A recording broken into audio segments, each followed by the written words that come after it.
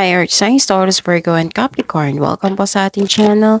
At ito ang inyong Daily Gabay Tarot reading for July 21, 2024. Please be reminded kung naka-resonate kayo, comment down.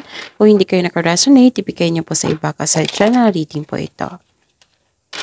This is for you, Taurus, Virgo, and Capricorn ngayong July 21, 2024.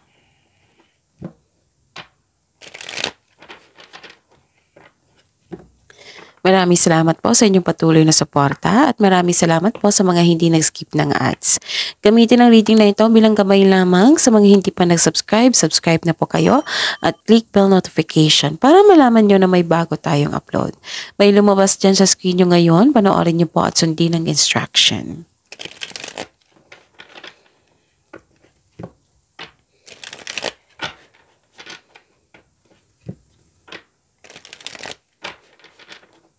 Para po ito sa inyo, Taurus, Virgo, and Capricorn, ngayong July 21, 2024. Pasensya na po sa boses ko ngayon ha, kasi may sipon po ako. Tapos medyo weak ako ngayon kasi epekto yata to ng gamot. And pahinto-hinto po ako kasi yun nga, may sipon ako at kailangan ko din uminom ng tubig.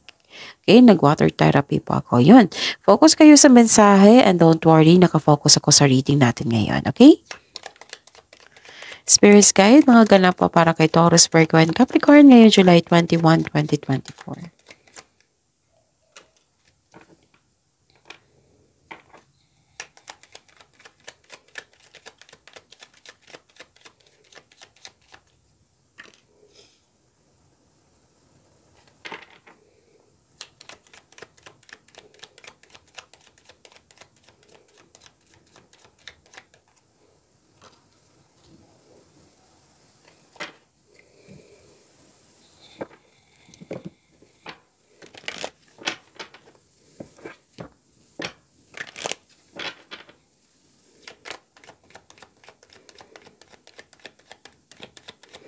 Spirit's Guide.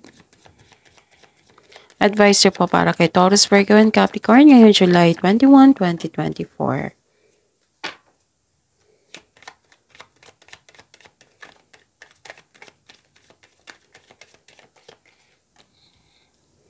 So this is for you ha, Taurus, Virgo, and Capricorn.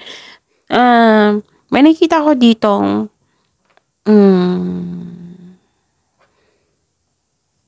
man in a uniform. Parang gusto niya masunod yung gusto niya. May rules kasi siya eh. Tapos, nagdisiplina din siya.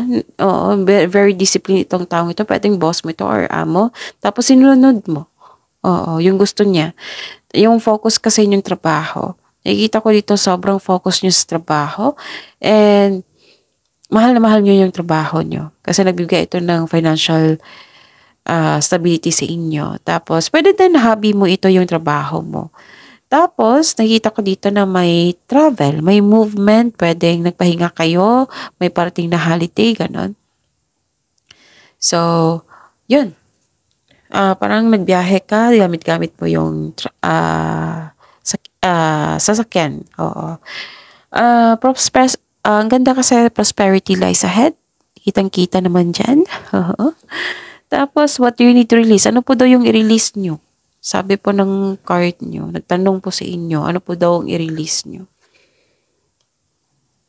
Spirit's Guide, ano po yung energy ni Taurus, Virgo, and Capricorn ngayong July 21, 2024? I think dalawang card to eh. So, tingnan natin. So, yun ha, kung may repeating message, kailangan nyo bigyan nyo ng atensyon, solusyon, at aksyon. At may individual video po si Taurus, Virgo, and Capricorn, uploaded kahapon. That is your August 2024, Monthly Gabay Tarot reading. So, hanapin nyo po sa channel natin. Kung hindi nyo alam kung paano mag-scroll down sa inyong channel, paturo po kayo. Kasi maraming nagtanong sa akin yan. Okay? Okay. May nakita ko dito. Disappointed kayo. Repressed emotion nakita ko dito, Taurus, Virgo, and Capricorn. You felt empty. May concern dito sa fertility issue or buntis. O pwede daw magpa-check up kayo sa doktor kung kailangan. Pwede din exhausted kayo kasi maraming demand yung tao sa iyo. Oo. Kaya umiwas sa taong toxic kung pwede po, sabi po ng card. Tapos nanghihinayang ka sa ininvest mo na time and effort sa isang bagay, sa isang sitwasyon, sa isang trabaho, or sa isang tao. Kaya nga hindi ka madaling magbigay ng trust sa isang tao kasi may nangyari sa nakaraan. Tapos yun, guarded ka na eh. You felt empty, may naalala siguro kayo sa nakaraan. And nakikita ko dito na nagkaroon ng nagkaroon ng delay. Pwede din i-check nyo yung kaperahan nyo kasi may nakita kong loss of money dito or loss of connection. Pwede ganun. So, the universe is asking you to loosen grip and relax. Mag-reconnect po daw kayo at mag-ask ng divine assistance. Career and money po ni Taurus, Virgo, and Capricorn ngayong July 21, 2024.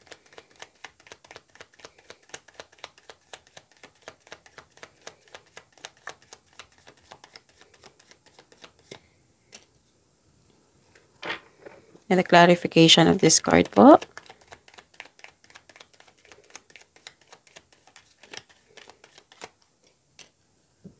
Okay. Kamusta ang career and money mo? Makikita ko dito na hindi nagkaroon ng pagkakaisa. May delay, another delay na naman.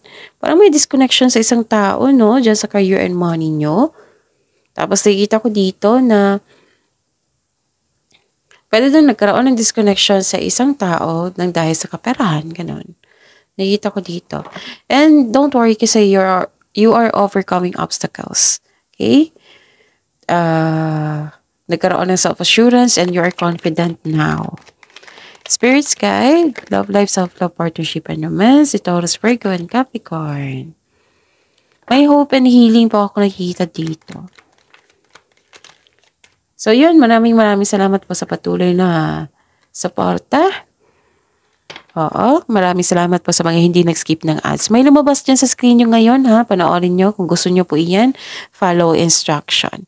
May nakita kong hope and healing dito, blessings. Para sa mga single, you are in a process on healing na. You are destined to be with someone. It's time to find a soulmate. Para sa mga may relasyon, the couple felt calm and harmonious sa relasyon nyo.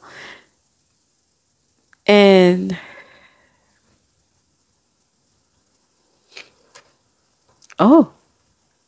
kailangan nyo daw mag-connect sa inyong intuition kasi may mensahe. Kasi may nangyari na hindi mo alam. Hindi mo alam kasi nag-overthink ka, nag-overanalyze ka, disconnected sa intuition. Kailangan nyo po daw malaman ito. So, connect kayo sa inyong intuition. Okay? May nangyari po na hindi mo alam. Sabi po dito. Okay? So, that's it. See you tomorrow, Taurus, Virgo, and Capricorn. Please like, subscribe, and click the button for notification para updated po kayo sa daily tarot reading natin. Maraming salamat.